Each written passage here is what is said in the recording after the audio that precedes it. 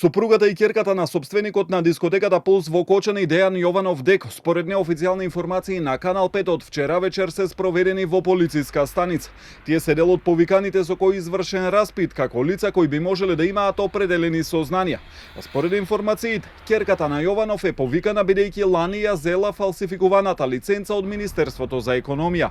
Од обвинителството засега не откриваат повеќе детали околу тоа дали ќе бидат опфатени во истрагата. Доколку има нови приведени, вела дека ќе известат. Потврдуваа дека од вчера и денеска се вршат претреси на повеќе локации за обезбедување докази во истрагата за пожарот во дискотеката во Кочани. Истражители на обвинителството и МВР влегле во кафе-барот Класик, кој беше демолиран ден по пожарот, а кој е во сопственост на Дејан Јованов Деко. Претреси се извршени и во подрачната единица на Државниот пазарен инспекторат во Кочани.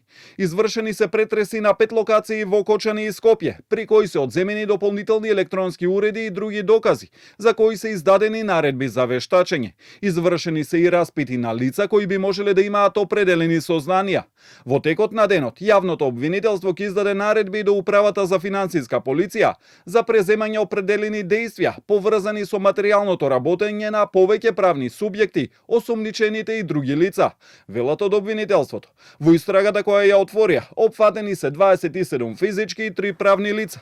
Меѓу нив е и Дејан Јованов Деко, екс-министерот Крешник Бектеши и поранешни директори на Државниот пазарен инспекторат. Осумничени се за тешки дела против општата сигурност. Сите се во притвор, освен двајцата членови на бендот ДНК и управителот на фирмата која раководела со дискотеката, кои се уште се на лекување.